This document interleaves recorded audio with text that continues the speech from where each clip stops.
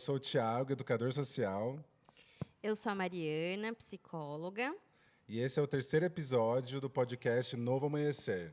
E hoje a gente tem um ilustre convidado aqui que eu não me atrevo a apresentar. Por isso, eu peço que ele mesmo se apresente. Paulo Corrara. Paulo, quem é você? Olá, muito obrigado primeiramente pelo convite, poder estar aqui com vocês. É uma satisfação colaborar com um projeto tão importante, né, na defesa e da garantia de direitos de pessoas vulneráveis, e em especial aqui nesse tema de hoje, em relação às crianças e adolescentes. Bom, meu nome é Paulo Corrara, eu sou psicanalista, psicólogo jurídico, pai de 2 meninas e de um bebezinho. Trabalho na Defensoria Pública há 13 anos, né? Além da minha atuação em pesquisa. Sou doutor em psicologia pela USP, com estágio na Sorbonne Paris Nord. Bom, tenho alguma Legal. trajetória aí em relação a pesquisa, trabalho e militância na defesa dos direitos humanos, e hoje estou aqui para colaborar aí na medida do que vocês acharem importante. Nossa, que legal. Bom saber. E por que você aceitou o nosso convite, assim? Qual foi o motivo de você ter vindo para cá, assim? Bom, primeiro porque vocês são pessoas com muita credencial, né? Um trabalho importante no território, com as populações vulneráveis, isso é sempre um prazer aceitar qualquer tipo de convite de vocês aqui. Mas segundo porque ser chamado para falar sobre os direitos da criança e do adolescente, para mim, mais que um convite, é um dever, né? Assim, os direitos da criança e do adolescente, eles são tomados, eu percebo, no cotidiano, pelas pessoas que eu atendo, ou nos lugares onde eu frequento, nas aulas que eu dou, como algo dado, como se fosse algo que sempre esteve lá. E apesar disso, estando sempre lá, ele ainda é para poucos, né? Então eu tenho 2 vertentes desse direito no dia a dia, conforme as pessoas vão dizendo o que entendem do direito da criança e do adolescente. Uma é a visão do direito da criança e do adolescente como algo posto, algo do Estado, algo que eventualmente eu tenha que me submeter, né? Então, eu tenho que fazer as coisas, senão o conselho tutelar vai lá e vai cobrar, né? Eu tenho que obedecer, porque senão eu vou perder um benefício, pensando nas pessoas que são dependentes aí do Bolsa Família, né? Ou eu não posso bater no meu filho, porque, né, não posso educar como sempre foi feito, porque senão a lei vem aqui e faz, me impõe uma consequência, né? Então essa lei, esse direito como algo posto ao qual eu tenho que me submeter. E, por outro lado, um direito que eu não acesso, né? Quando as famílias, por exemplo, não conseguem acesso às creches para os seus filhos, né? Então, eles têm uma demanda de cuidado, os pais têm que trabalhar e eles não acessam, né? Então, tem um direito escrito ali de acesso à educação, por exemplo, mas eu poderia falar de direito à habitação em alguns casos, né? Direito ao lazer, direito ao esporte, e que está escrito, está posto, mas não é acessado por uma parcela importante da população.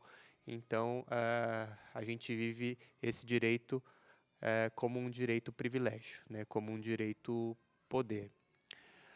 A compreensão do direito, para além desses 2 eixos, dessas 2 maneiras que se apresentam no dia a dia das famílias, ele demanda um aprofundamento, né, um estudo, um esforço, e acho que aceitar esse convite é tentar colaborar um pouco, na medida que eu consiga compartilhar da minha experiência e dos meus estudos sobre como é que a gente chega ao momento que a gente está, né, e qual que é o impacto dessa história em como a gente percebe o direito, né, porque o direito, ele é uma ferramenta que ele pode, ao mesmo tempo, ser uma ferramenta de opressão, né, na mão dos privilegiados, né, uma forma de exercer a força por aqueles que sempre foram privilegiados, para excluir, para reforçar uma exclusão.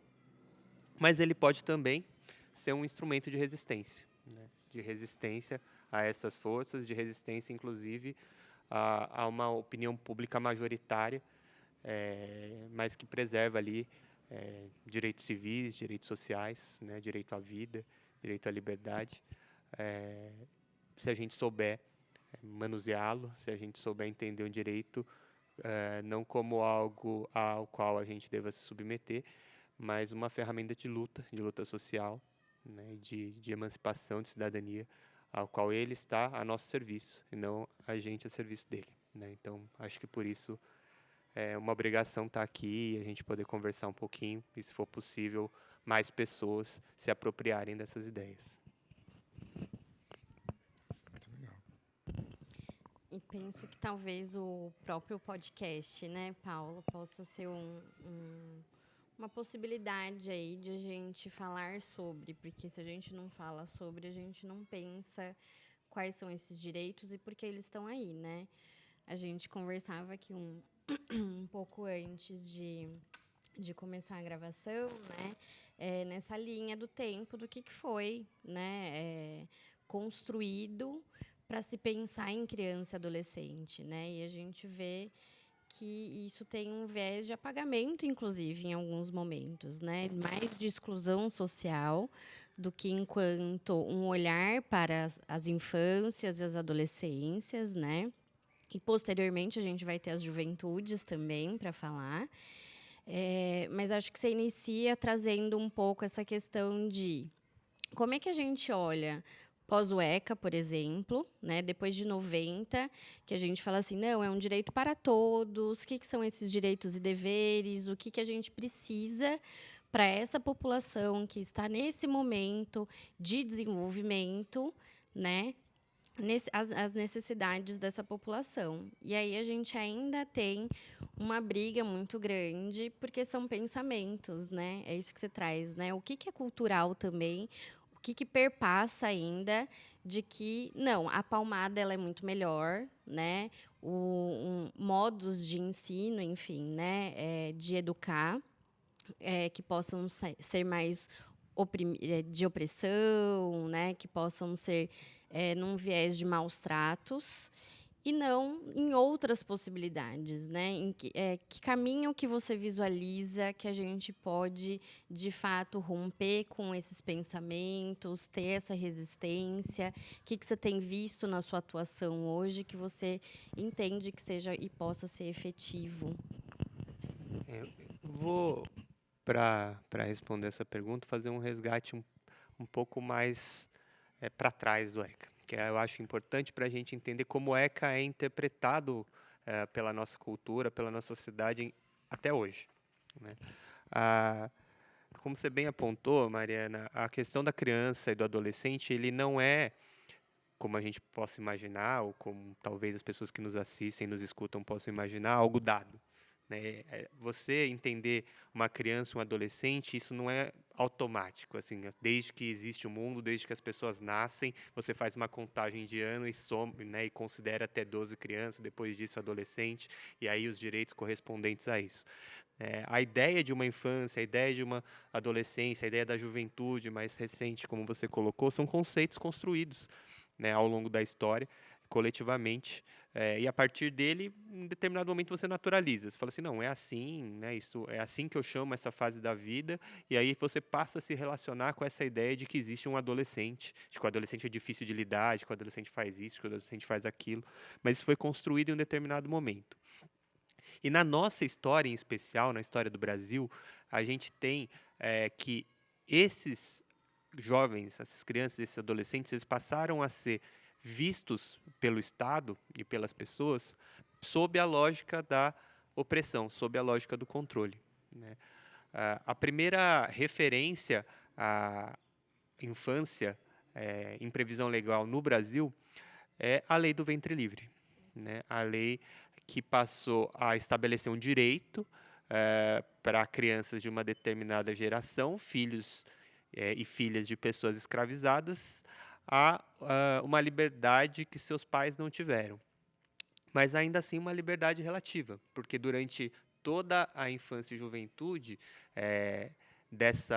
desse indivíduo, ele continuaria cativo em relação ao senhor dos seus pais, né? Então, estabelece uma liberdade que vai ser alcançada somente na fase adulta. Então, ali eu tenho um estabelecimento de uma data onde se alcança a liberdade, criando uma divisão entre essa juventude, essa adolescência e a fase adulta, né? E até lá, apesar da previsão legal de liberdade, é uma liberdade na qual ele deve compensar, né, o senhor ali dos seus pais por essa liberdade. Então, seguindo escravizado, seguindo prestando serviços a esse dono, né, a esse senhor. Fiz uma cola aqui só para não errar as datas. Essa lei do ventre livre de 1871, né, evidentemente pré-republicana, por ter referência ao sistema escravista. A lei seguinte que faz alguma referência a essa fase da vida é o Código Penal. Então, não é uma lei específica para crianças e adolescentes, é o Código Penal de 1890, que estabelece no artigo 27 que não são criminosos os menores de 9 anos completos. 9. Né? Então, para quem é fã da ideia de redução de maioridade penal, dizendo que era por isso que o Brasil não vai para frente, né, saiba que na história do Brasil o Código Penal já estabeleceu esse corte aos 9 anos de idade. Né? E entre 9 e 14 anos, desde que ficasse comprovado que a criança entre 9 e 14 anos realizou o crime previsto, tipificado à época, sem discernimento. Né, o que era completamente subjetivo à época. E lembrando que, assim, mesmo que se considera crime, também ele guarda a referência histórica. Porque num país escravista, né, era considerado crime a vadiagem, né, a capoeira. Né, então, tipificado no Código Penal. Né, então, uma atividade que hoje, evidentemente, é vista como uma atividade cultural, artística, já foi crime no Brasil, né, e passível de punição de pessoas que realizassem essa atividade em espaço público, que fossem flagrados realizando essa atividade. Né, então, eu tenho um controle dos corpos jovens, crianças e adolescentes, estabelecidos pela lei. Então, mais do que uma questão cultural, no sentido de informal. Né? Uma previsão legal do Estado brasileiro de controle de corpos jovens, desde que, né, fossem filhos de ex-escravizados, né, ou se parecessem com essas pessoas, né, se misturassem com essas pessoas, considerando a modificação da mão de obra no Brasil que se seguiu, né, com a imigração, além dos povos originários, que também entraram nessa lógica de controle, violência, né, e encarceramento de corpos. Então, quando a gente vê o ECA, a gente precisa entender que essa é a origem histórica. Ela se segue com o estabelecimento de códigos que procuraram proteger essas crianças e que foi fruto de muita luta social, né, de muita resistência em relação aos absurdos que se cometiam. Na medida em que o país foi se distanciando do regime escravista formal, algumas coisas, lentamente, ao longo dos anos, foram se tornando absurdas. Né? Algumas violências cometidas contra crianças e adolescentes passaram a se tornar absurdas, e aí a gente foi tendo o advento de leis específicas de proteção, não a todas as crianças e adolescentes, porque os filhos das classes privilegiadas já estavam protegidos. Eu não preciso de lei para quem já está seguro. Né? Então, os códigos que se seguiram, o Código de Menores, as duas versões deles, foram direcionados a essas crianças e adolescentes que eram violentadas, que não tinham qualquer proteção, e que, mais do que visar só a proteção, visava lidar com o estorvo social que era ter sujeitos não produtivos, né, que antes eram cativos, antes eram escravizados, e agora não poderiam ser mais utilizados como força de trabalho, não estavam ocultos da vista pública, né, pela via da escravidão, e que precisavam de algum fim. Né? Então, se por um lado é resultado de luta social, de resistência, de preocupação com a integridade física, emocional e psicológica dessas crianças. Por outro, conseguiu emplacar enquanto lei, em 1927, o primeiro Código de Menores, em 54, o segundo, na medida em que criavam soluções para esses jovens que ficavam no espaço público e geravam perturbação social para as classes privilegiadas, né? Então, a ideia de que a criança e adolescente que causa problemas deve ser institucionalizada, seja lá que nome tiver essa instituição, ela passa por isso, passa por uma higiene social que a gente acompanha até os dias de hoje, né? Quando no espaço público você vê um jovem causando desordem, né, enfrentando as regras estabelecidas, se comportando de uma forma não esperada, a expectativa da população em geral é que venha um órgão repressor, seja que nome tiver, as pessoas estão pouco interessadas em quem é responsável por isso, mas tire aqueles adolescentes, aquelas crianças ali, né? Se for para um lugar bom para elas, tanto melhor, mas se não for também, desde que saia, né? Então, a construção do ECA, na lógica brasileira, ela tem esse viés, né? Então, mesmo com uma legislação avançada, que surge em 1990, não só como um movimento nacional, que também foi, mas na linha de um avanço civilizatório, minimamente, das civilizações aí dos países ocidentais, mas com ampla aceitação, em relação à ideia da criança e do adolescente como um sujeito de direitos, né? Não como um objeto de tutela do Estado, né? Então, o paradigma que o ECA traz, avançadíssimo e de compartilhamento com o momento histórico vivido em outros Estados nacionais do Ocidente, é essa mudança de paradigma na qual a criança e o adolescente são sujeitos de direitos, eles são titulares de direitos, né? Eles são considerados enquanto indivíduos que têm desejos, têm necessidades e que, por conseguinte, a gente precisa de uma legislação mais complexa para atender essas necessidades e uma responsabilidade dos adultos e do Estado para que esse desenvolvimento se dê plenamente, né? Então, tem uma mudança de paradigma internacional que repercute no Brasil, que ecoa demandas dos movimentos sociais brasileiros, mas que se assenta numa história de origem escravista, na qual a leitura dessas pessoas do ECA, o que eles buscam no ECA? Bom, mas aonde que esse ECA vai falar dos adolescentes que cometem crimes? Então, a pessoa vai lá ler o ECA procurando as medidas socioeducativas e como elas podem ser cada vez mais severas, porque é para isso que serve a legislação voltada a crianças e adolescentes na perspectiva desse grupo majoritário de pessoas, né, que ainda conduz a cultura institucional no Brasil, né? Então, o que acontece? Ser convidado para um podcast como esse, ou em outras mesas e momentos para falar, sendo psicólogo, né, e não advogado, juiz, qualquer outro operador de direito, é destacar que, às vezes, eu acho que para o adolescente, ou mesmo para aquele que está na prática e não vai entrar com ação judicial e nada disso, o que é importante do direito não é exatamente conhecer os artigos e tal, isso você pode consultar na internet. Você pode, em caso de necessidade, você está diante de uma situação, um problema, você vai lá e consulta na internet, no limite não deu, procura um advogado, né? Você não vai substituir o papel do advogado.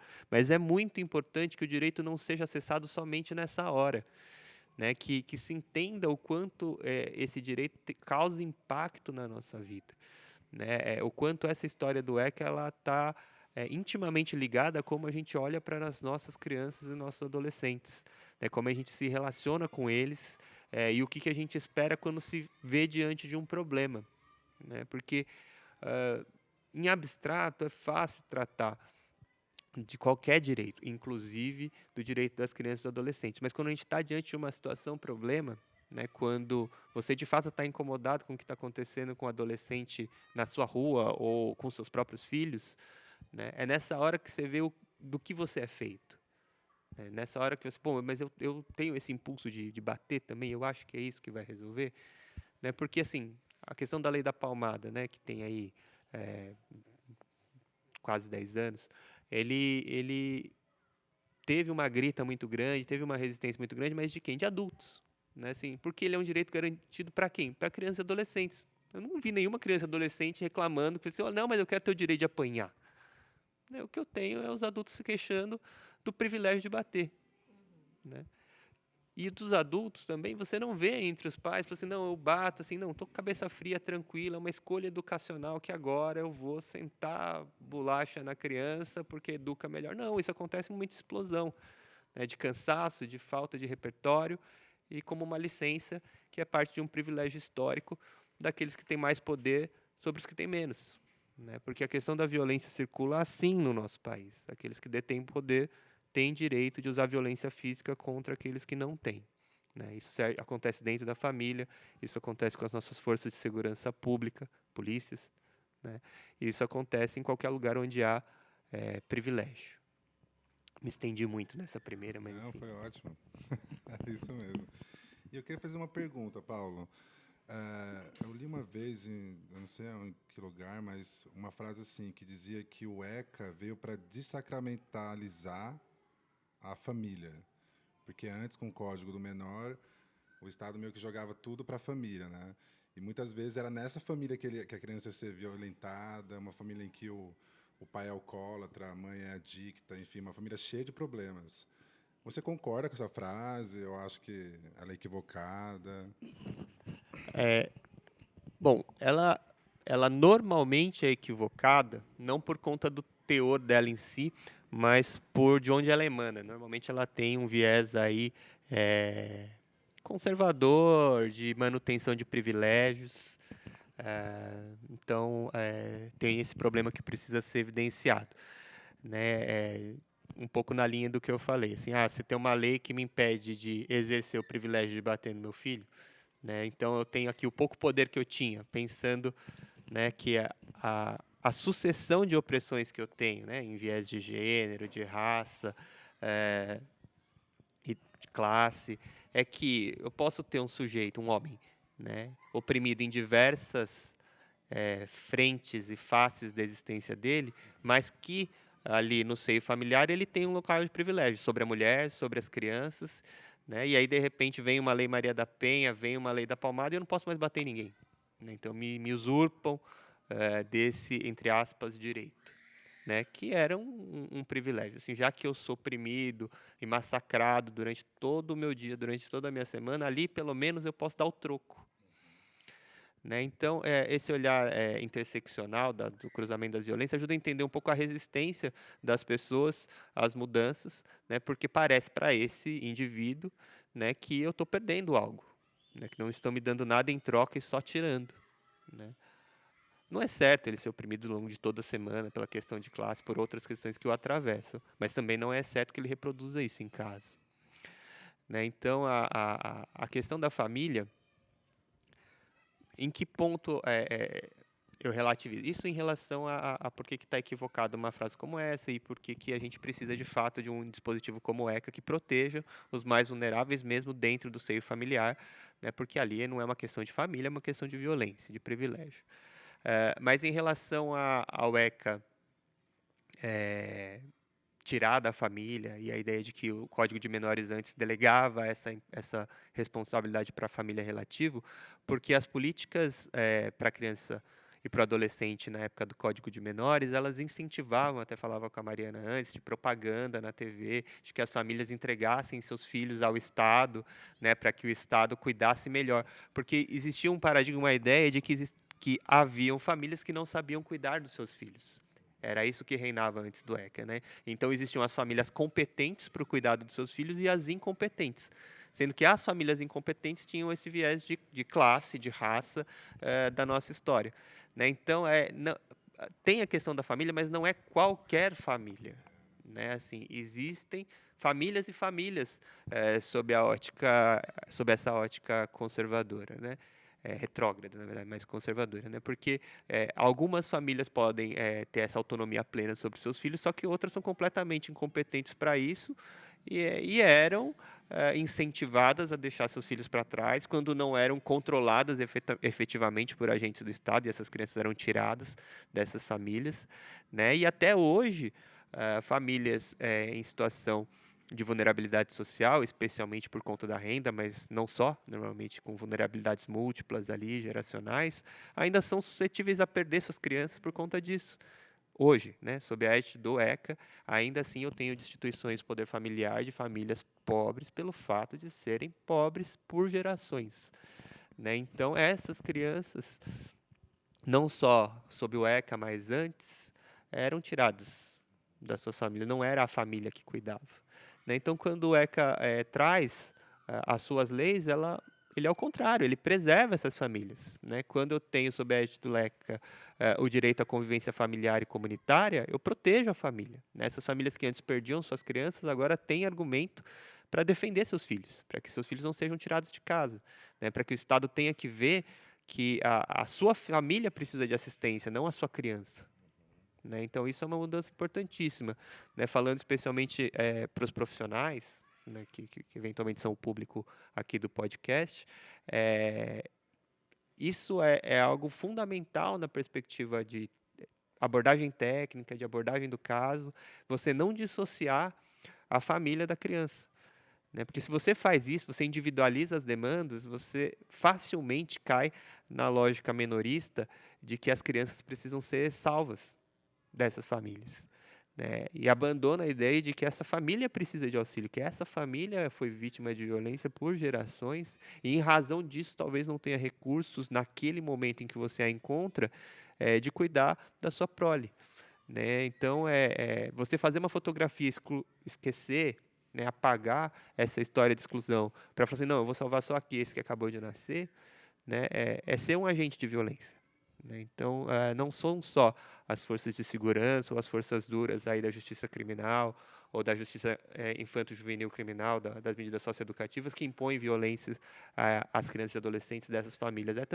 São também os agentes de proteção social, de saúde, quando munidos dessa ótica salvacionista, né, que interfere na família, né, que impede que ela cuide dos seus, exatamente, né? Então, eu tenho, por outro lado, o ECA como uma lei que protege esses vínculos, principalmente para aquelas famílias que precisam ter essa proteção, né? Porque as famílias que já gozam de um privilégio de que não vai bater ninguém no conselho tutelar para ver como é que você está cuidando, que não vai vir nenhum assistente social abrir sua geladeira, né? Então, essas famílias não precisavam nem do ECA, nem do Código de Menores, elas já não eram importunadas pelo Estado, né? Então, o ECA protege as famílias, mas essas famílias que já eram alvos da lei. Interessante. E de um próprio olhar, né? Acho que a gente, enquanto rede, profissionais aí, há muito tempo já discute também que família é essa, né? Para não cair nesse ideal de família também, no ideal do que é um lar, né? Porque cada contexto é um e as pessoas se agrupam ali de diferentes formas, né? Que acho que é importante também, né? Enquanto você foi falando, porque eu acho que trouxe bastante coisa, né, Paulo?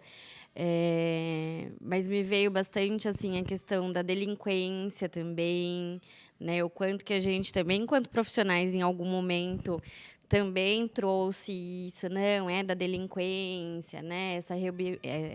Esse olhar de adolescente rebelde, o quanto que isso foi construído culturalmente, socialmente mesmo, né?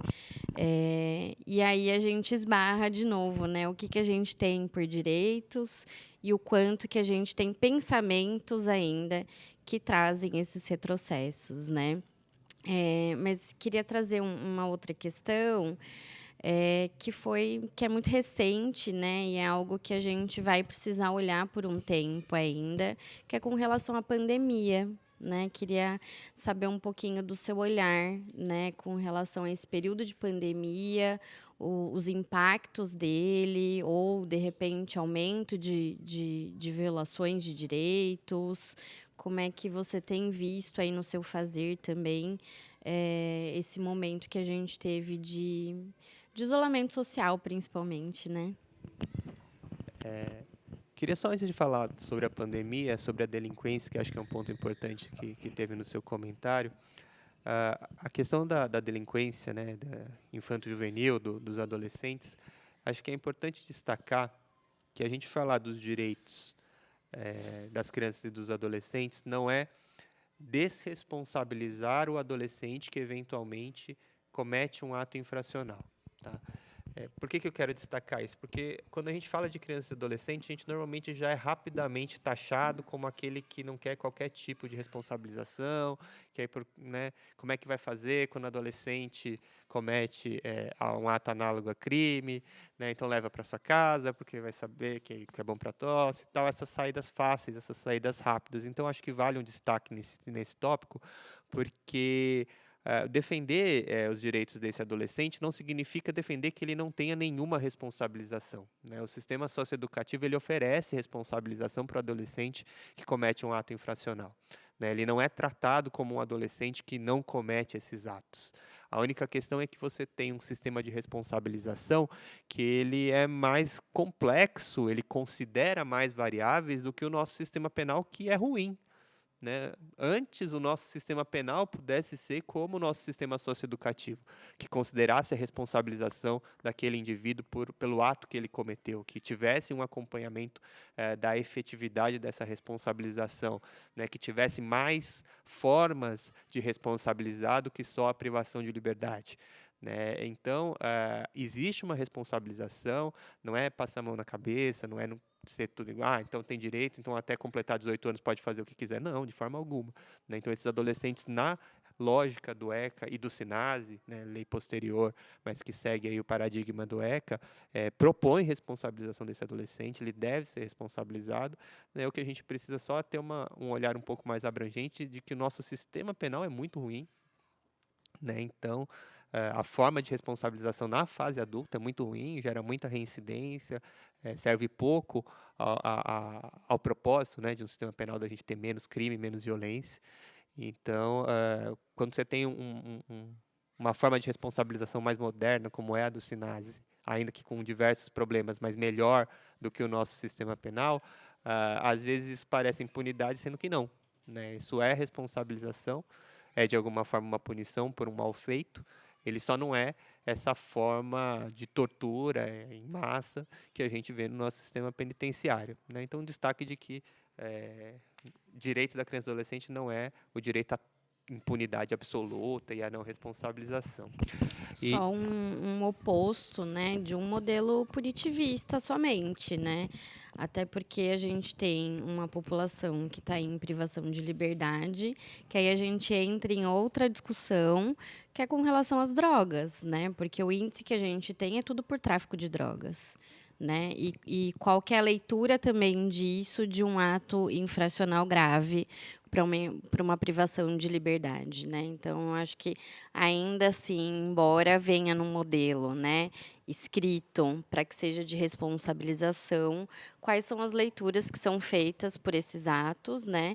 Mas de que são serviços de fato que vão aí acessar adolescentes que não tiveram minimamente alguns direitos também, né? Não tiveram acesso à cultura, não tiveram acesso à saúde, não tiveram acesso à habitação. Então, tanto de coisas que só nesse momento também que a gente vai poder olhar e falar assim, não, então agora vamos tentar estruturar tudo isso para que o acesso seja feito devidamente e eles possam pensar em outras perspectivas também, né? E trabalhar pela não reincidência, né? Quando você cria um sistema de segurança pública, a sua expectativa é que como é que você mede a efetividade do sistema de segurança pública numa sociedade que consiga se desvencilhar desse passado escravista? Seu objetivo não é ser uma máquina de perseguição e punição das pessoas. Sua expectativa é que o sistema faça com que menos crimes voltem a acontecer, né?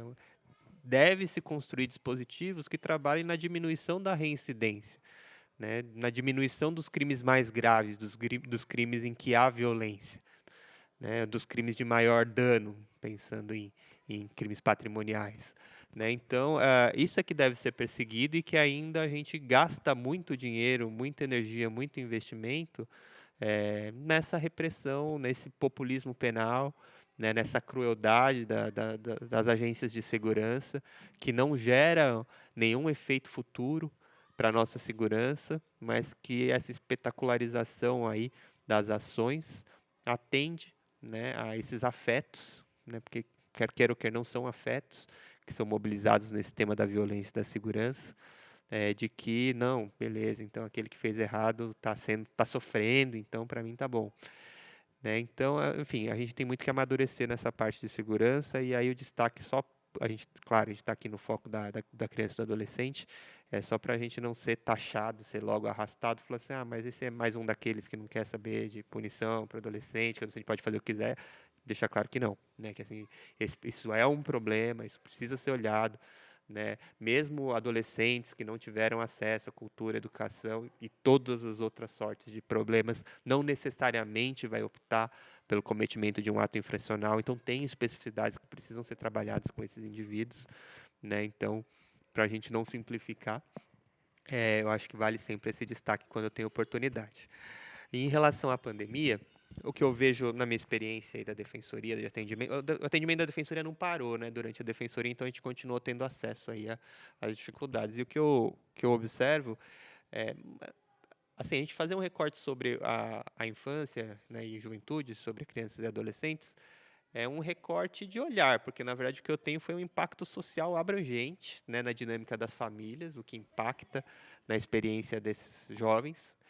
É, e que eu acho difícil mensurar, assim, categorizar, classificar em termos de maior ou menor, ou melhor e pior, do antes da pandemia, né? Foi um negócio tão profundo no tecido social, a questão da pandemia, para além do isolamento social, o quanto a gente se deparou com a morte, né, com a finitude das pessoas, da vida, das relações, a mudança do nosso cotidiano, né, que isso reorganizou tudo, inclusive as violências, né, a forma como as crianças e adolescentes recebem essa violência.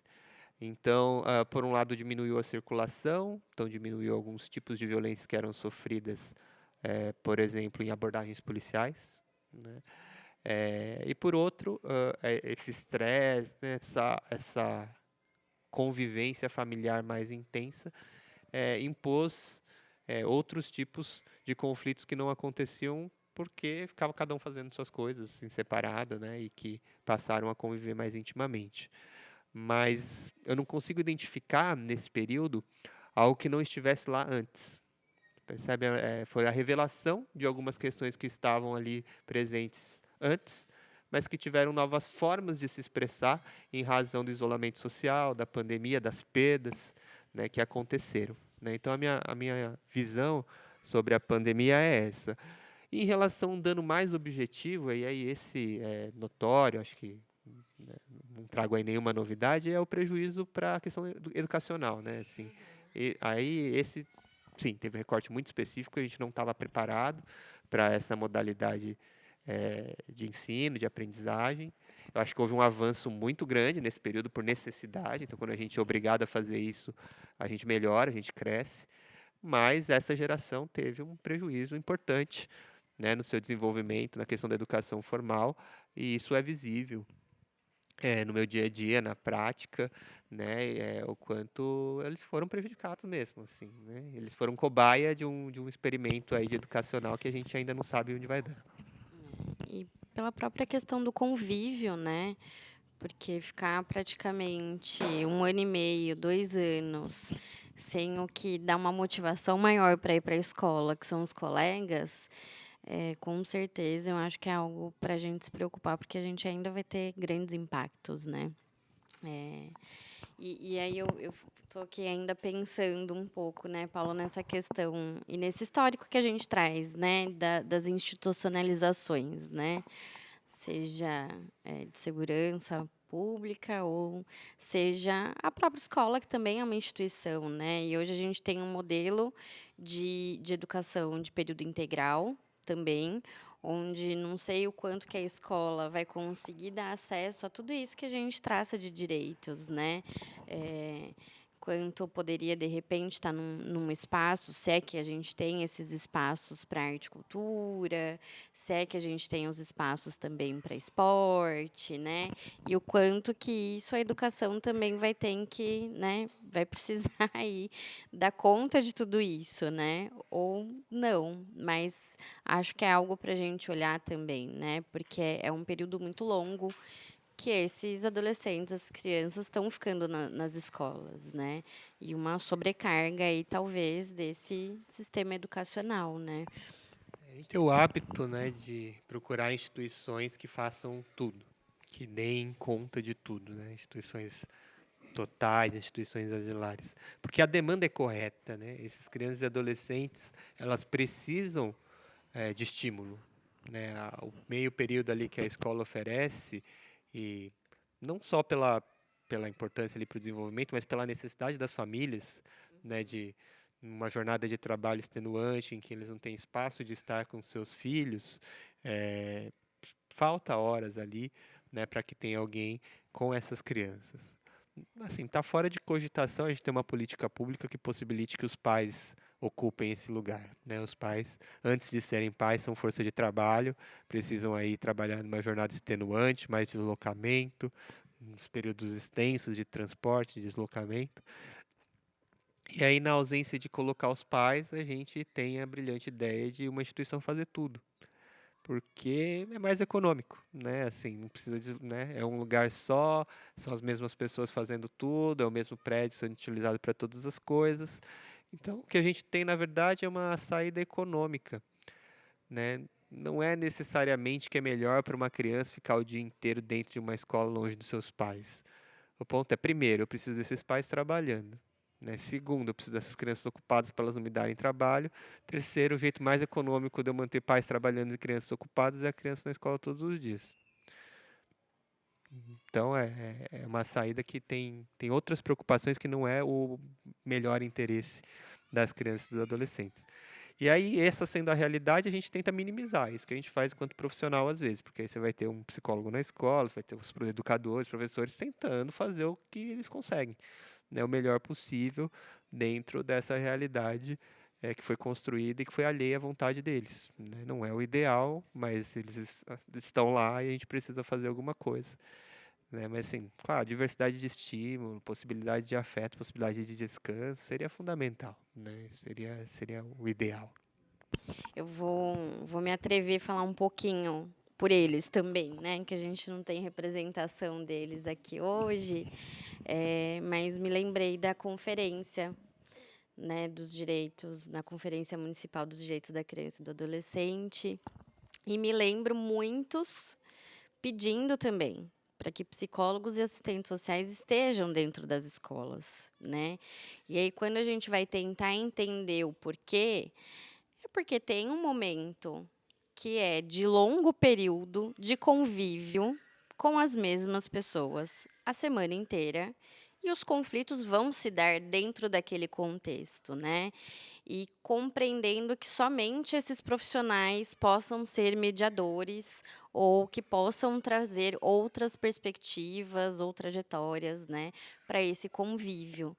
Então, acho que também tem essa discussão que eles trouxeram, assim, um pouco na conferência municipal, de que não, a gente precisa de alguém para olhar um pouco para esse espaço também. E teve a conferência teve esse olhar também, né? O que era antes pandemia, durante pandemia, pós-pandemia, e que aí eles trouxeram que pós-pandemia isso foi mais gritante ainda, né? De que antigamente conflitos que se tinha pela internet ficavam ali e que hoje está nos dois lugares, tanto no virtual quanto no contexto escolar ali também, né? Vou aproveitar essa pergunta para um assunto que é quente, né, na questão do direito das crianças e adolescentes, que é o direito à vida em relação aos atentados às escolas, né? As crianças têm muita sabedoria, estão lá, né? Estão vivendo a realidade onde é esse alvo de violência mais recente que a gente tem, e quando elas trazem essa demanda, isso está intimamente ligado, né? Exceto, acho que dos atentados, todos eles guardam relação a essa vivência escolar, né? Essa fragilidade das relações e essa limitação de repertório para lidar com os conflitos que a escola não tem, que eles não têm e que acaba escalando num contexto de ódio mais abrangente da nossa sociedade para essa violência extrema. Existe previsão legal de colocar psicólogos e assistentes sociais, o que foi mobilizado, inclusive, por conta dos atentados. Né? Isso gerou um lobby, ali já existia, ficava lá adormecida, mas com os atentados ganhou um impulso para que tivesse contratação. Ainda não é uma realidade, porque leva tempo de implementação, mas é questão de tempo, eu acredito.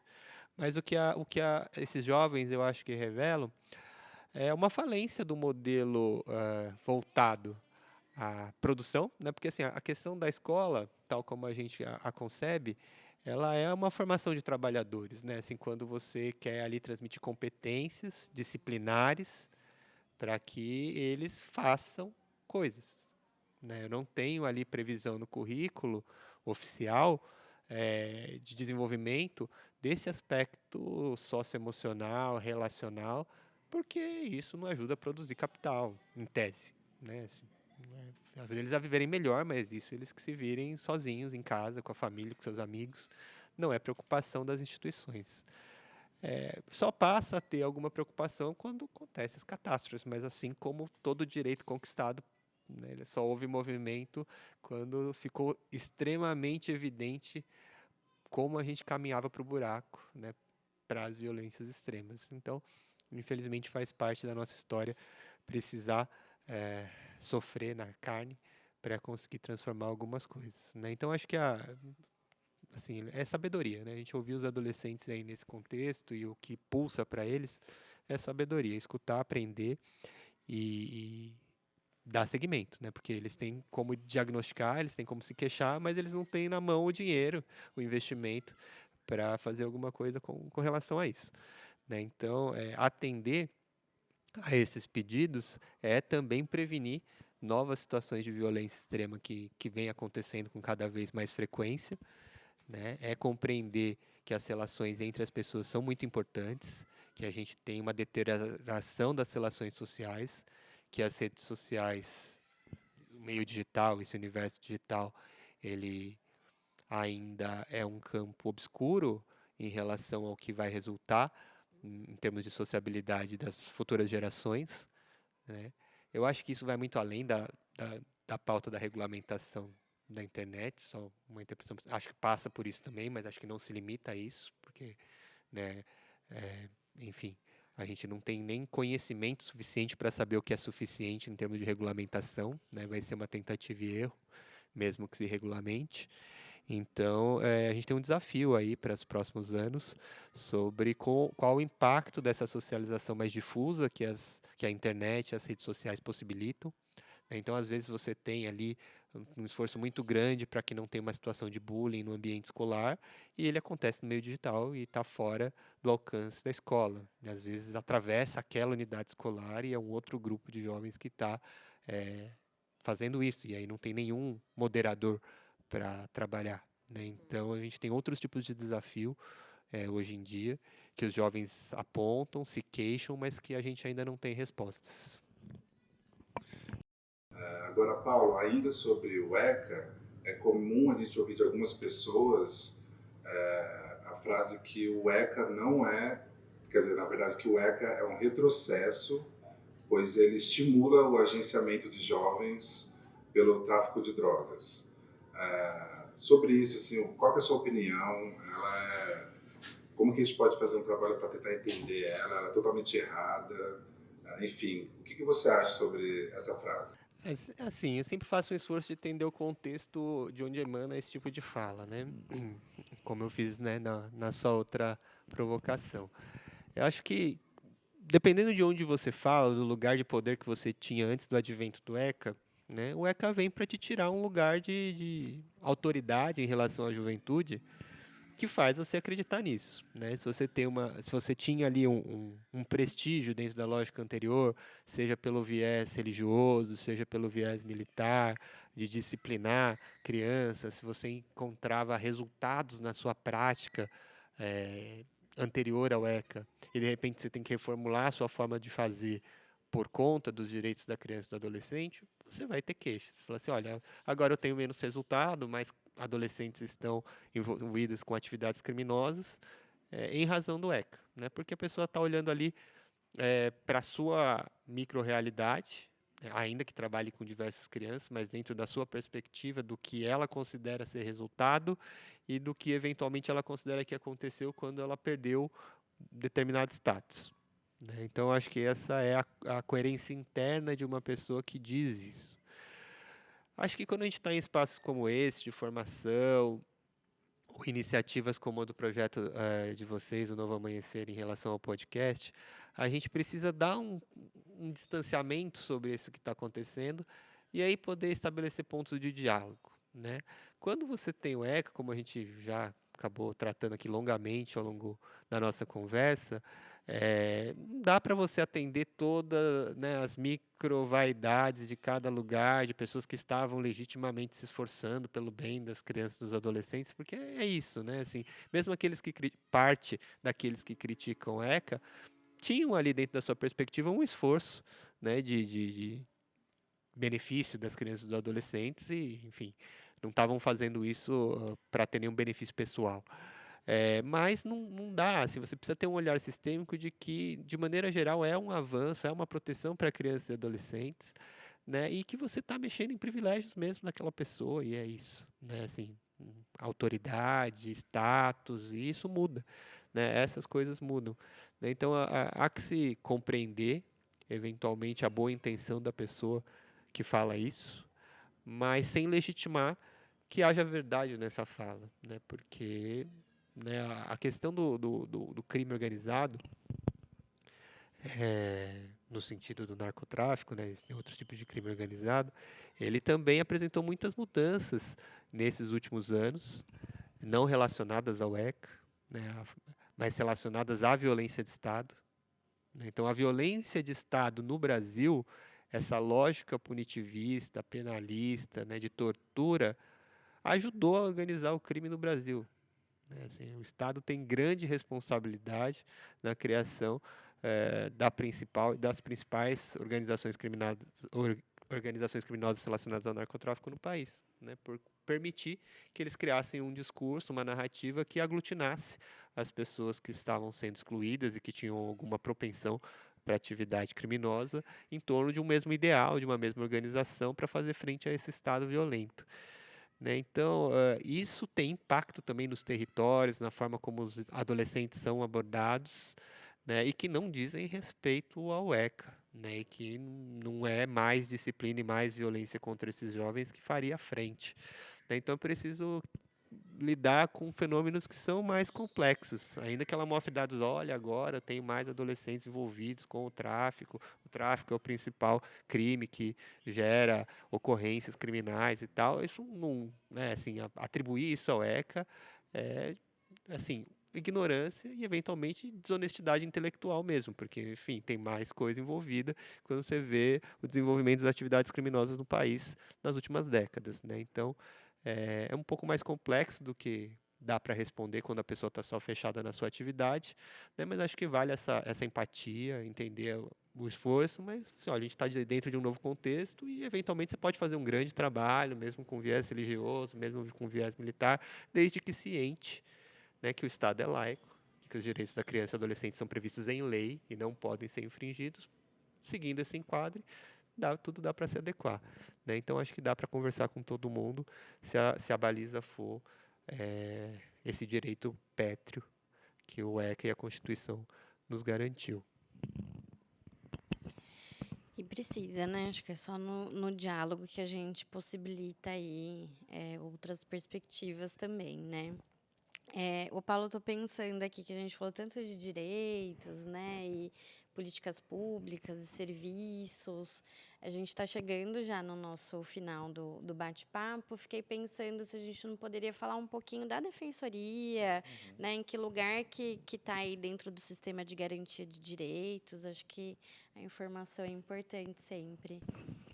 A Defensoria Pública, ela é uma conquista, né, para a população mais vulnerável que a Constituição Cidadã nos permitiu, né? É a garantia da pessoa que não tem recursos para custear um advogado, para acessar a justiça, para pleitear seus direitos, consiga fazer, né? Eu passo a ter uma instituição. E qual que é a importância, né, de ter uma lei, de ter uma institucionalidade? Recurso, dinheiro, coisa prática, né? Você ter um lugar onde você vai encontrar essas pessoas e essas pessoas vão te ouvir e vão entrar com ação judicial, né? Então, eu acho que é muito importante, né, quando a gente está falando para as pessoas, para um público mais abrangente, né, como é a proposta do podcast, quando a gente fala de política pública, de previsão legal e tal, isso chega, no final das contas, em ter dinheiro para o serviço funcionar, né, para a coisa acontecer. E a Defensoria Pública é isso, é a materialização do direito dos mais vulneráveis, é de poder chegar lá e ter sua defesa jurídica, né?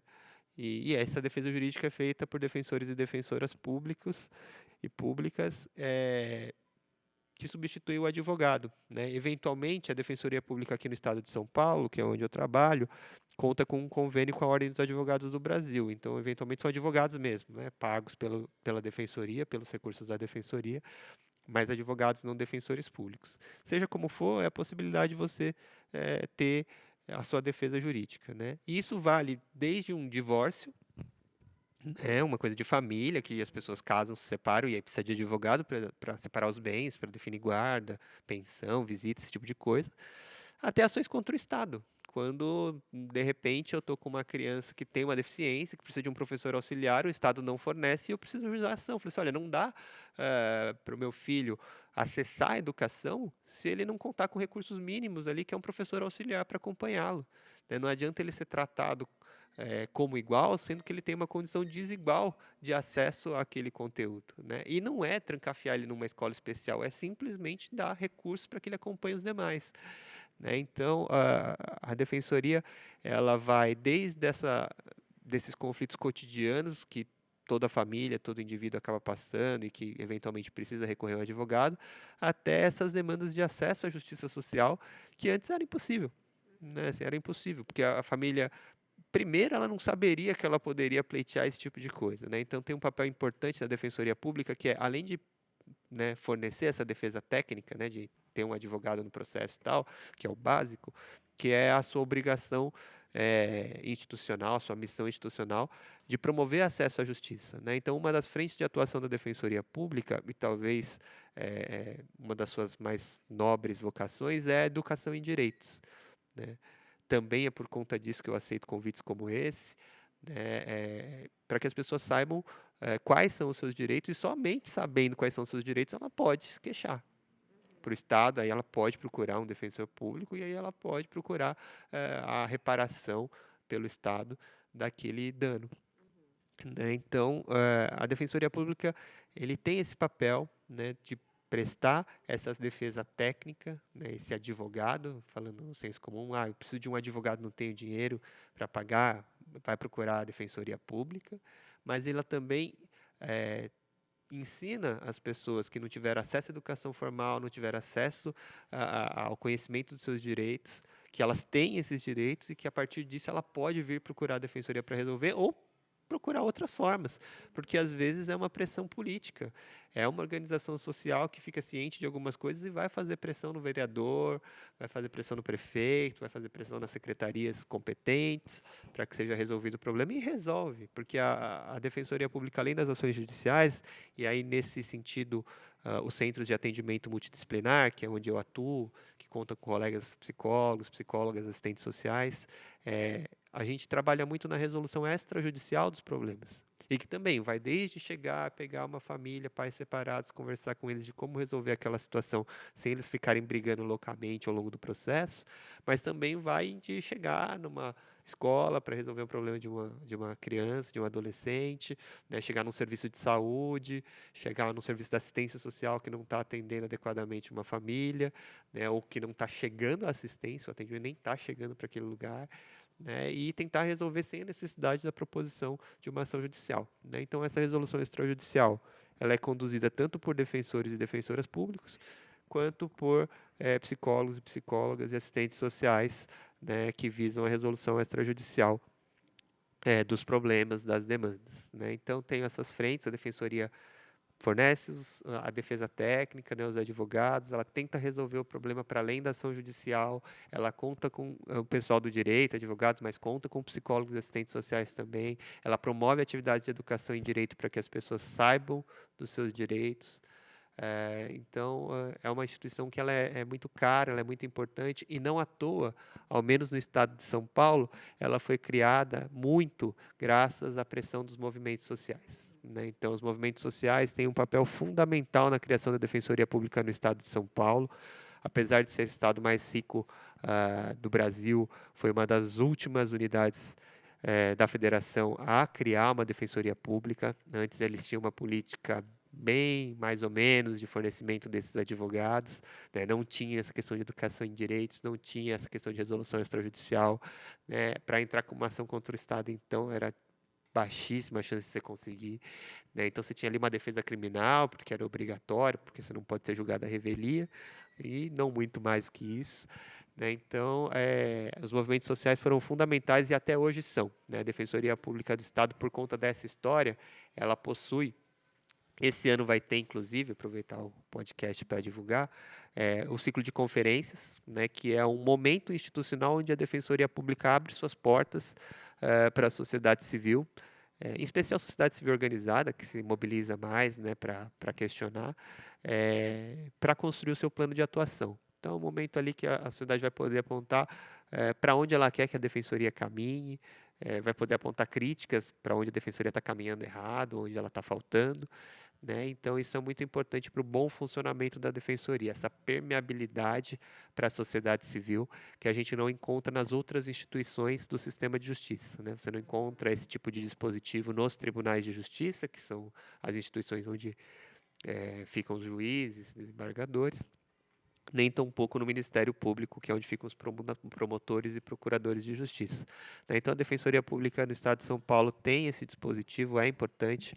Além desse momento do ciclo de conferências, ela conta com uma ouvidoria que está sempre à disposição para que a população possa acessar, que pode ser desde a reclamação de um atendimento até, como eu disse, uma questão mais coletiva. Olha, a gente precisa da defensoria nesse bairro que não está chegando, as pessoas nem sabem de vocês, está acontecendo um problema estrutural aqui no nosso bairro, né? Então, a ouvidoria tem esse canal aberto. E uma outra inovação também institucional da Defensoria Estadual aqui em São Paulo é que, desde a sua criação, esse ouvidor ele não é da carreira de defensores. Então, enquanto na maioria das defensorias públicas é um defensor ou uma defensora pública que é o ouvidor, em São Paulo não, é um integrante da sociedade civil, né? A maneira de eleição mudou ao longo dos anos, mas ainda preserva essa característica de ser alguém externo à instituição, alguém que tem um mandato de 2 anos, podendo ser renovado por mais 2, e depois sai e entra outra pessoa de fora, né? E, então, isso é um mecanismo que ajuda a arejar a instituição, serve para o apontamento de críticas internas, porque é fácil a gente cair no corporativismo, em problemas de encastelamento que acometem outras instituições jurídicas. Enfim, é um pouco da Defensoria Pública de São Paulo e das suas virtudes, né, que eu posso compartilhar aqui com vocês. Nossa, Paulo, obrigado, viu? Foi muito legal essa entrevista com você, saber tudo isso. Para mim, eu acho que é um universo que se abre, assim. Eu acho que não só para mim, mas para as pessoas que estão assistindo também. Eu queria agradecer você por ter vindo. Foi muito importante, muito, muito legal mesmo. E acho que a gente vai encerrando com algo que você trouxe agora, né? Falando um pouco da participação social também, né? E para a gente ir encerrando e dizendo que as crianças, os adolescentes estão aí também sabendo dizer, falar. A gente que tem que aprender a ouvi-los, né? E entender quais são as reais necessidades e que isso se faz muito importante a participação deles também, né? Em todos os processos que forem pensados para eles. E eu acho que é isso. Queria te agradecer também, prazer. E espero que a gente possa trocar mais e que as pessoas possam dizer aí quais são os seus modos de resistências e enfrentamentos para todas essas questões que a gente trouxe aqui, porque são questões, não são só problemas, mas são entraves que a gente precisa sempre estar olhando, né? Eu que agradeço novamente o convite, estou sempre à disposição aqui de vocês para projetos futuros. Espero que prosperem, que cheguem muitas pessoas, né, que os episódios sejam tão interessantes para as pessoas como foi para mim hoje estar aqui com vocês, né? Então, obrigado. E agora eu queria falar com você aí, ó, que está vendo a gente. Você sabia da Defensoria Pública? Você sabia desse trabalho tão importante que eles realizam? Mas eu queria deixar uma perguntinha para vocês aí. A quem que é interessante que vocês não saibam sobre isso? Só queria deixar essa última pergunta. E fique esperto para o próximo episódio do podcast do Novo Amanhecer. Tchau, tchau.